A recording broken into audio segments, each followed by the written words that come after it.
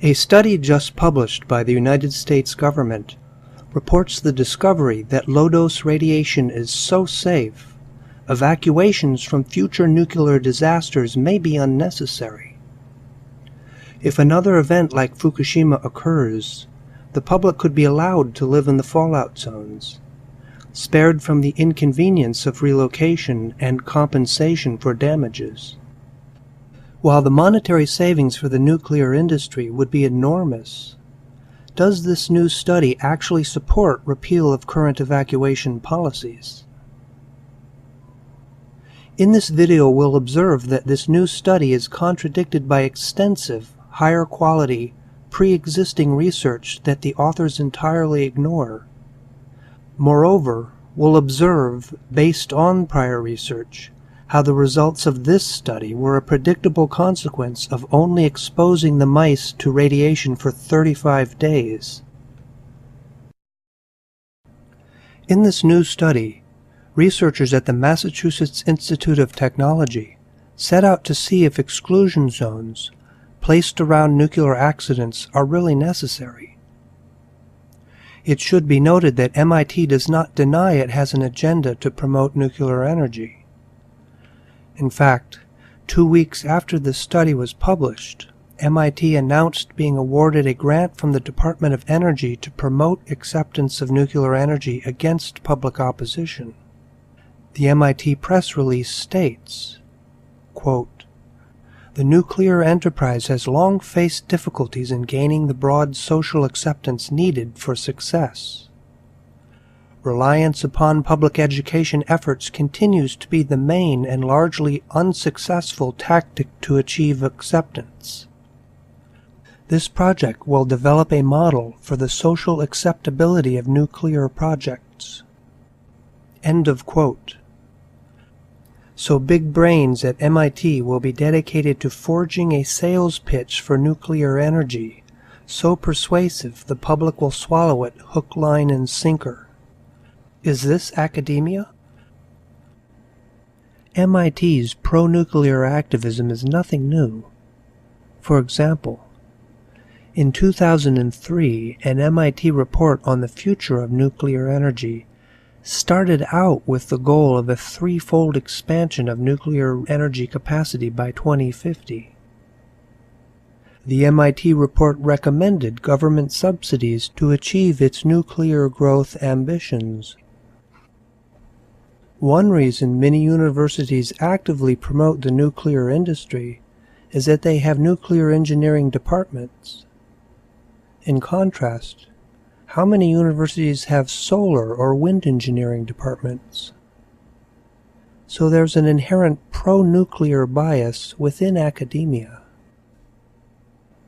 The MIT study should also be considered in light of the fact that since the Fukushima disaster, a disturbing theme in nuclear advocacy has been not how can we prevent the next Fukushima, but how can we prevent evacuations from the next Fukushima. The MIT study was designed to address this issue and is now being used to advocate leaving the public stranded in the next nuclear disaster zone. Let us now turn our attention to this study. In this new study, the researchers at MIT exposed mice to continuous low-dose rates of radiation for 5 weeks and then looked for signs of persistent DNA damage. The researchers used continuous dosing because it's a better model of living in a fallout-contaminated area than a sudden acute dose of radiation. The researchers felt that radiation exposure for 5 weeks, that's just 35 days, was a reasonable model of indefinite exposure. In fact, when asked if 5 weeks were sufficient, one of the researchers confidently predicted, quote, "You could probably leave the mice there indefinitely and the damage wouldn't be significant." End of quote. However, even as she said that, her prediction of perpetual safety had already been tested and failed. Research by Tanaka and colleagues, published in 2009, exposed mice to continuous radiation at an even lower dose rate than the MIT study. In fact, Tanaka and colleagues used just 1/3 the dose rate, 1 versus 3 milligrays per day. And while the MIT researchers exposed their mice to radiation for just 35 days, Tanaka and colleagues exposed their mice continuously for almost 2 years. Here's a graph of chromosomal aberrations in Tanaka's mice. Each square represents a mouse exposed to 1 milligray per day.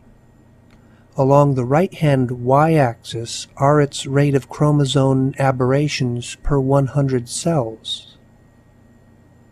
Chromosomal aberrations are DNA strands that were broken and repaired, but the repair was flawed, resulting in a persistently deformed DNA strand.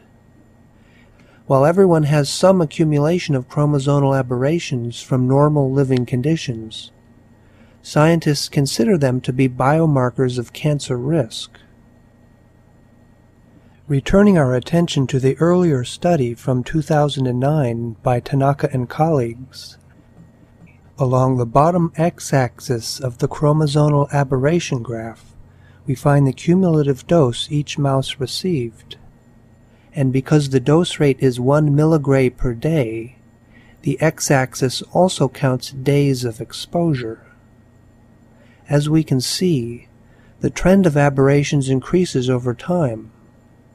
However, this trend isn't necessarily remarkable, since aberrations naturally increase with age, and 600 days is most of a mouse's lifetime. What makes this upward inclination significant is its difference from the trend of the control population of mice, which we now include. As we can see, the upward slope of the exposed mice is much steeper, and in fact, the difference is statistically significant. Tanaka and colleagues used 3 measures of chromosomal aberrations for the 1 milligray per day dose group, and each found a statistically significant difference from the control mice. So why did Tanaka and colleagues find a significant dose response at a lower dose rate?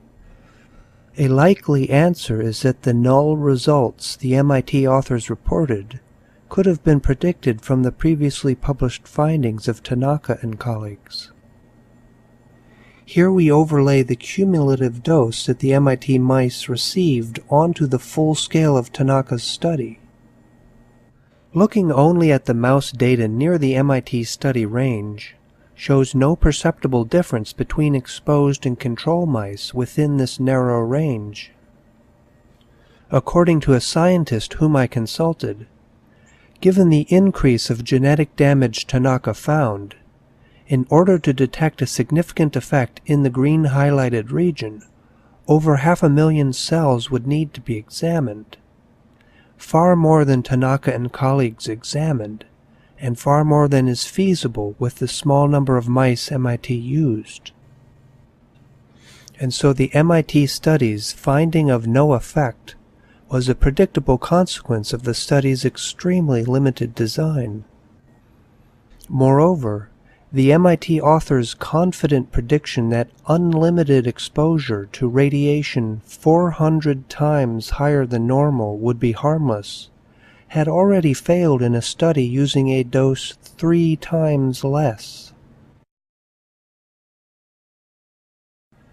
What is even more troubling is that not only had there already been lab animal research from which to predict nuclear accident genotoxicity, but there has also been research on chromosomal aberrations in human beings exposed to the Chernobyl disaster.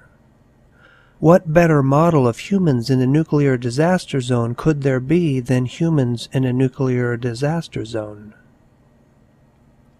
To get a sense of the extent of research into genetic damage associated with the Chernobyl disaster, here's a Google search on the terms Chernobyl chromosomal aberrations. Notice that we get an automatic link on top to scholarly articles. This means these terms call up an unusually large amount of peer-reviewed scholarly research. As we scroll down, we can see the returns are almost all to science journals, reporting increased chromosomal aberrations. Yet the MIT study fails to acknowledge the existence of any pre-existing research on human genetic damage associated with nuclear disasters. Why should human research be excluded when considering, as the MIT authors explicitly do, abolishing current public protection standards?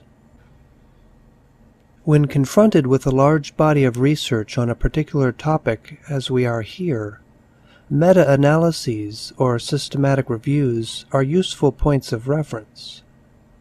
Fuchik and colleagues conducted such a meta-analysis of chromosomal aberrations in children exposed to radiation. They reported, quote, "The main sources of knowledge on gene damage in children exposed to radiation are studies performed after the Chernobyl nuclear power plant accident in 1986.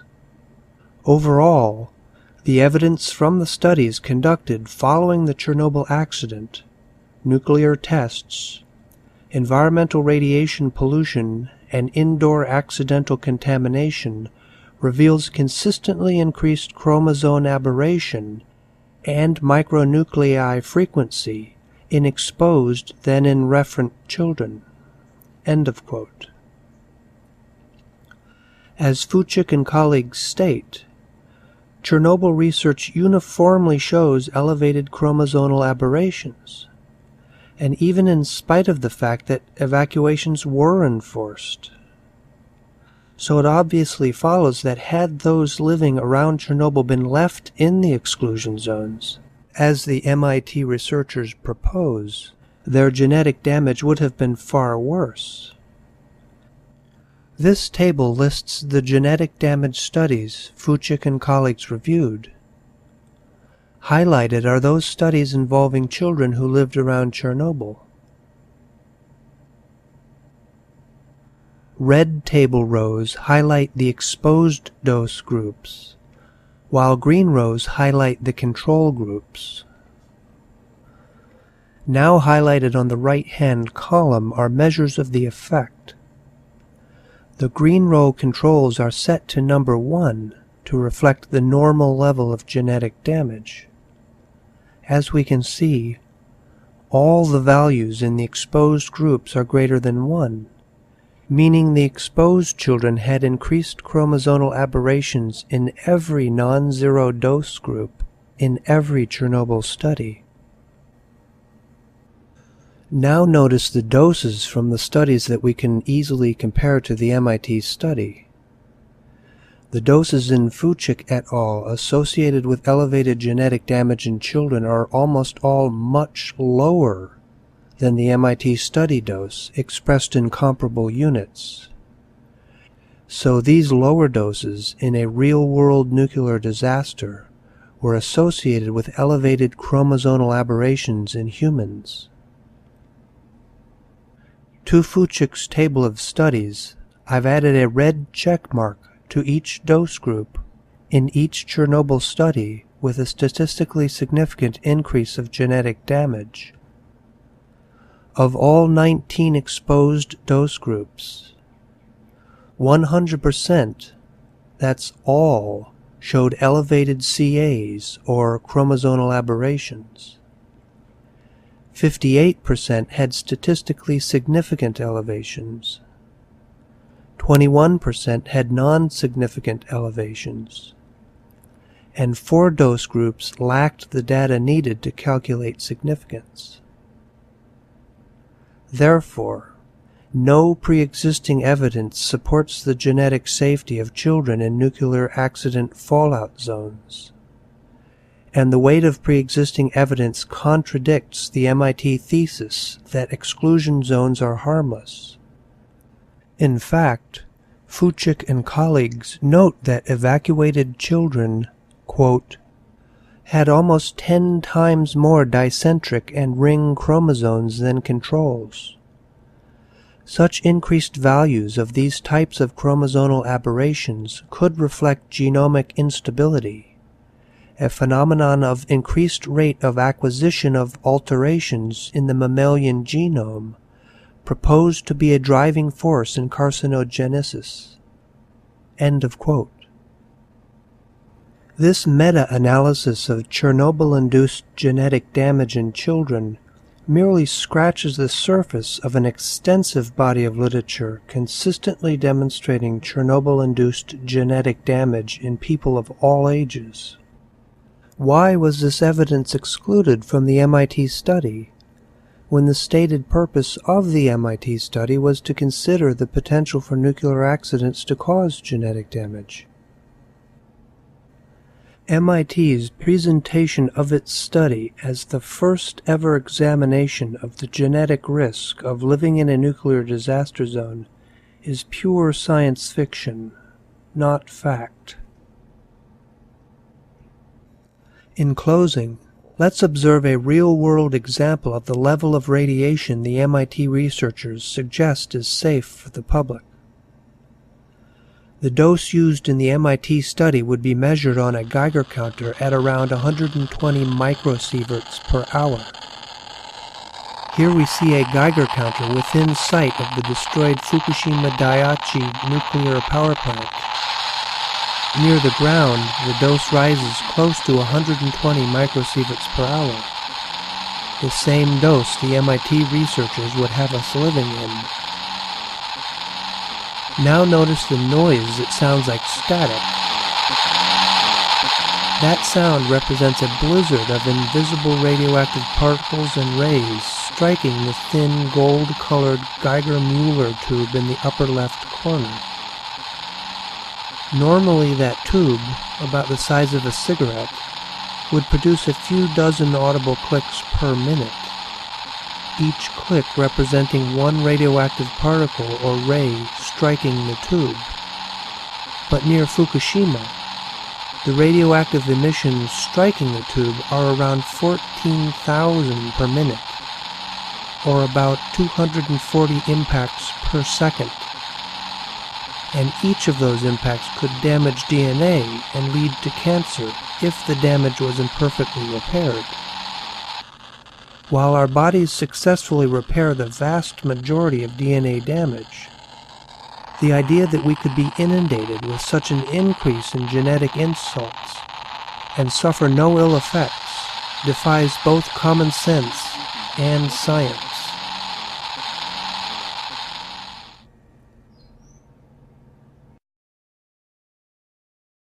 We need to get subscribed and get this unity stronger and beat YouTube at their own game.